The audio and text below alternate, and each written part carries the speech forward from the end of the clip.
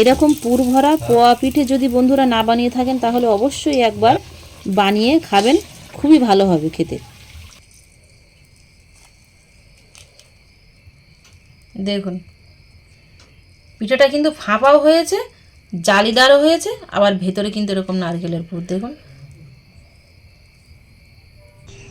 নমস্কার বন্ধুরা, সুপ্রিয়া কিচেন আবার আপনাদের সবাইকে স্বাগত জানাই। আপনাদের দাদারা এখানে একসঙ্গে অনেক বন্ধু বান্ধব কাজ করে, তো সবাই অনেকদিন থেকে বায়না ধরছে যে বৌদি ভাই একটু তেলের পিঠে বানিয়ে আমাদেরকে খাওয়াও। তাই আজকে ভালো একটু তেলের পোয়া পিঠে বানিয়ে সবাইকে খাওয়াবো। তো একটু অন্যরকম ভাবে বানাবো, আশা করছি আপনাদের সকলের ভালো লাগবে। প্লিজ বন্ধুরা আপনারা পুরো ভিডিওটা প্রথম থেকে শেষ পর্যন্ত দেখবেন। আর যে সকল বন্ধুরা এখনো পর্যন্ত ইউটিউব চ্যানেলে নতুন, প্লিজ বন্ধুরা চ্যানেলটিকে বেল আইকন সহ সাবস্ক্রাইব করে পাশে থাকবেন। আর ফেসবুক পেজ থেকে দেখলে পেজটিকে ফলো করে পাশে থাকবেন। সকালে চাল ভিজিয়ে রেখেছিলাম, চালের জল ঝরানোর জন্য গামছায় মুড়ে বাইরে ঝুলিয়ে দিয়েছি। এ সাইডে পিঠে বানানোর জন্য একটা নারকেল ফাটিয়ে নিয়েছি, কুড়ে নেবো।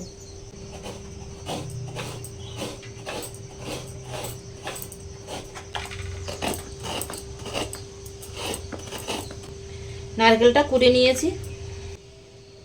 চালটা গামছায় জল ঝরিয়ে দিয়েছিলাম, প্রায় 2 ঘন্টা হয়ে গেছে। একটু বেশি সময় রাখলে জলটা ভালো মতো ঝরে যায়। এখানে কিন্তু আমি আতর চাল নিইনি, এই ব্যাঙ্গালোরের দিকে যে চালগুলো খাওয়ার চাল, সেই সেদ্ধ খাওয়ার চাল আমি নিয়েছি। আজকে সেদ্ধ চালের পিঠে বানাবো। এবার চালটা গুঁড়ো করে আনবো, নারকেলের ছাইটা বানিয়ে নেবো।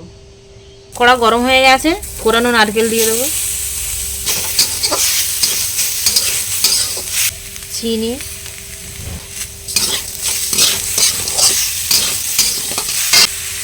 একটু জল দিয়ে দেবো। জল একটু দিলাম যাতে চিনিটাও গলে যায় আর নারকেলটাও একটু সেদ্ধ হয়ে যায়। এবার নামিয়ে নেব।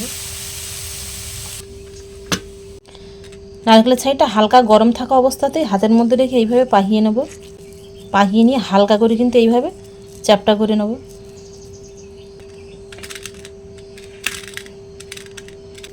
ঠিক এরকম চ্যাপটা করে বানিয়ে নেব।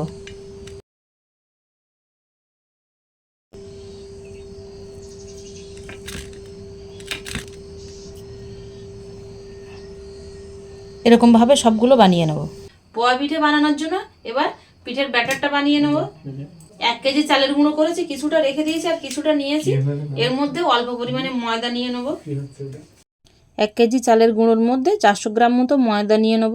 আমি এর মধ্যে সুজি দিলাম না, কারণ চালের মধ্যে একটু কচি কচি আছে, তো ভালো করে টুকতে পারিনি। তবে আপনার এর মধ্যে সখানেক সুজি দিতে পারেন। ভালো করে মিশিয়ে নেব। 1 চিমটি লবণ দিয়ে দেবো। চিনি নিয়ে নেব 2 কিলো না, 500 মতো চিনি। উষ্ণ গরম জল নিয়েছি, উষ্ণ গরম জল দিয়ে মিশিয়ে নেব।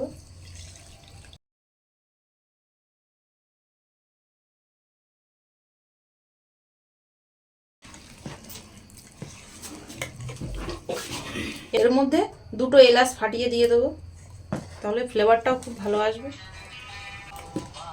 ব্যাটারটা বানিয়ে নিয়েছে দেখুন, ঠিক এরকম উপর দিয়ে ছাড়ছে আর এরকম থাক থাক থাক থাক পড়ছে। পোয়া পিঠে বানানোর জন্য কিন্তু এরকমভাবেই ব্যাটারটা বানিয়ে নিতে হবে। এবার পিঠেগুলো বানিয়ে নেবো। একটা ছোট গ্লাসে আমি ব্যাটারের থেকে কিছুটা তুলে নিয়েছি। এখানে একটা ডাবুস নিয়েছি আমি, এই ডাবুসের মধ্যে কিছুটা ব্যাটার দিয়ে দেবো। এর মধ্যে যে নারকেলের পুরটা বানিয়ে রেখেছিলাম সেই পুরটা এইভাবে দিয়ে দেবো। এভাবে তেলের মধ্যে ছেড়ে দেবো।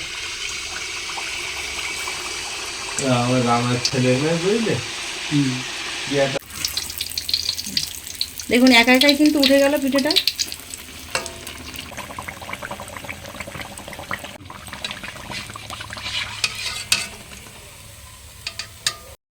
একটা পিঠে ভাজা হয়ে গেছে, তুলে নেব।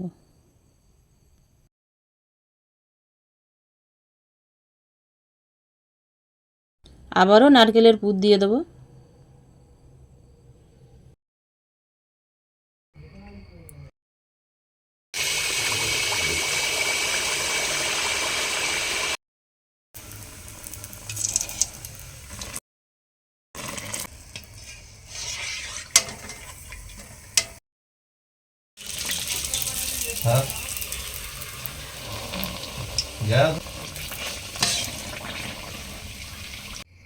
সব পিঠে ভেজে নিয়েছি, কিছুটা ভাজতে ভাজতে কিন্তু খাওয়া হয়ে গেছে।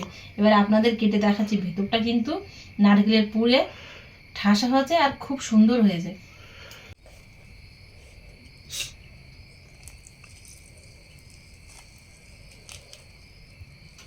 দেখুন পিঠাটা কিন্তু ফাঁপাও হয়েছে, জালিদারও হয়েছে, আবার ভেতরে কিন্তু এরকম নারকেলের পুর দেখুন।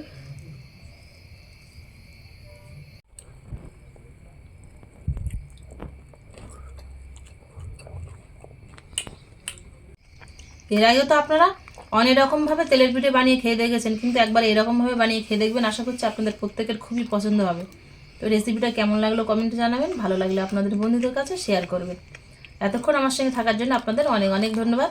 আবারও দেখা হচ্ছে আপনাদের সাথে পরবর্তী নতুন কোনো রেসিপিতে।